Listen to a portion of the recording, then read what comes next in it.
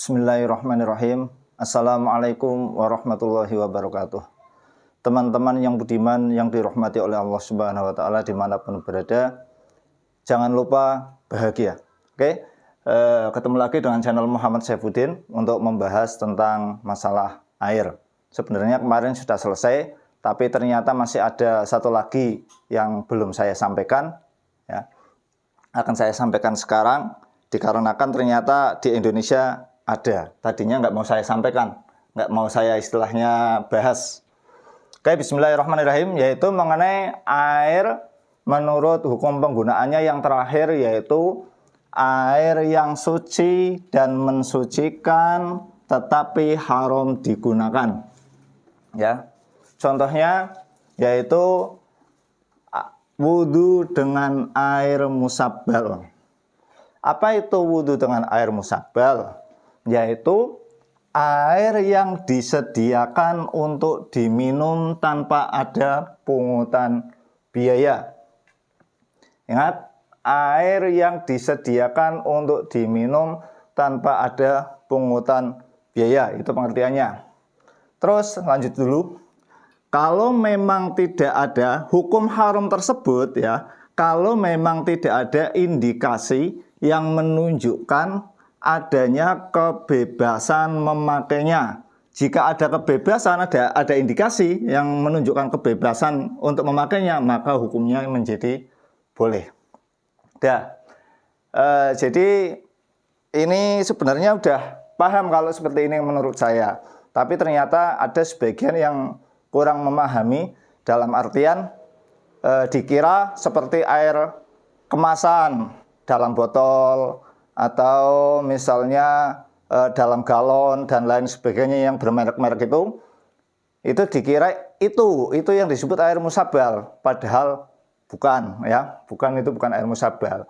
Karena kenapa? Di sini ada indikasi yang disediakan, satu, yang kedua untuk diminum tanpa pungutan biaya, tanpa ada pungutan biaya alias gratis. Apakah di Indonesia ada? Ada ternyata, ya. Makanya ini saya sampaikan karena di Indonesia ternyata ada. Ya, kemarin itu saya pas mampir di masjid, ya, di masjid di Jawa Tengah, di Kendal ya, khususnya daerah Kendal itu banyak. Di sana ternyata disediakan yang namanya air kemasan, di situ ditulis ngambil untuk diminum gratis. Ada makanan juga, makanan gratis. Ada tulisannya seperti itu, kurang lebihnya seperti itu tulisannya. Nah, itu baru air musabbal kalau di situ. Tapi bukan air kemasan yang dijual-jual di toko-toko atau di warung-warung, bukan itu.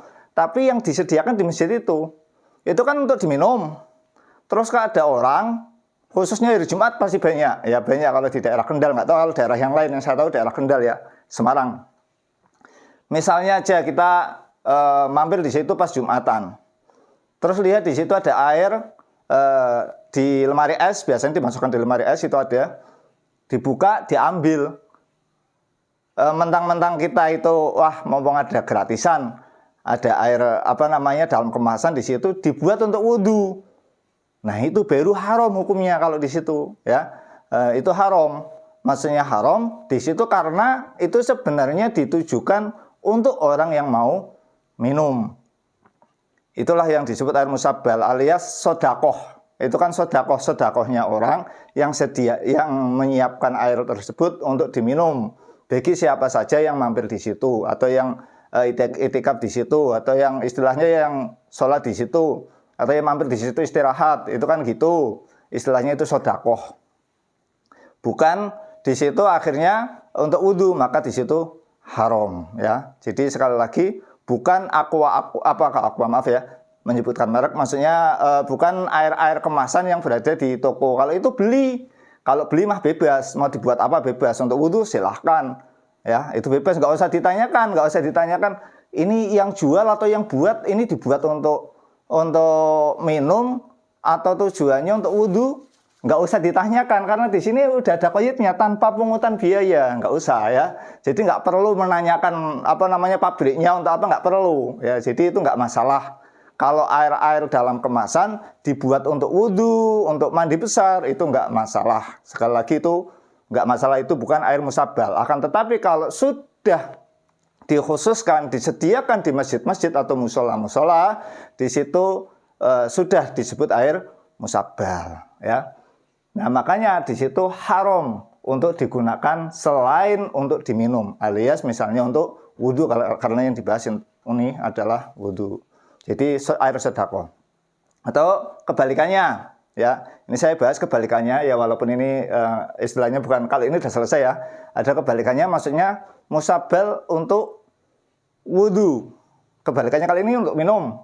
Haram untuk wudhu. Ada musabbal untuk wudhu ataupun untuk mandi besar dan lain sebagainya. Musabbal untuk wudhu. Maksudnya gimana? Musabbal untuk wudhu itu untuk disediakan untuk wudhu. Misalnya air-air PDAM yang disediakan di musola-musola atau masjid-masjid.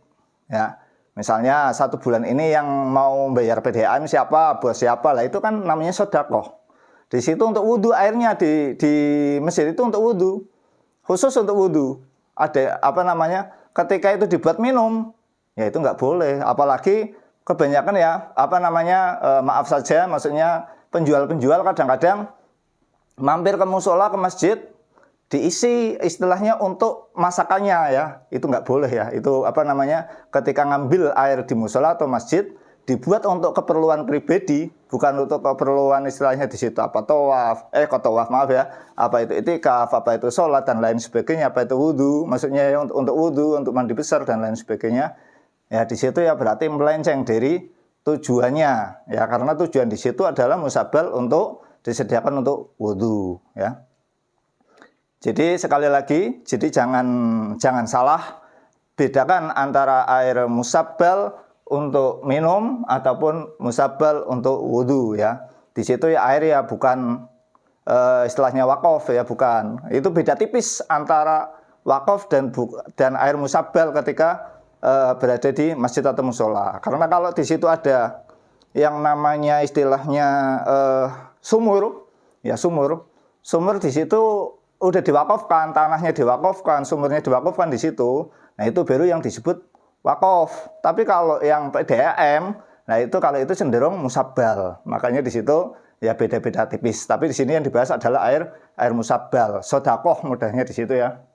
Mudahnya sedekah. Kalau saya kira ini sudah cukup untuk pengertian air ini ya. Jadi kita udah nggak usah ragu ketika menggunakan air kemasan untuk wudhu, untuk mandi besar, dan lain sebagainya. Karena itu bukan air musabbal, hukumnya tidak haram. Kurang lebihnya saya mohon maaf. Semoga bermanfaat. Kalau suka ya silahkan di like ya.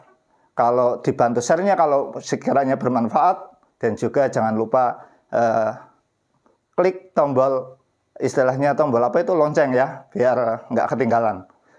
Wassalamualaikum warahmatullahi wabarakatuh.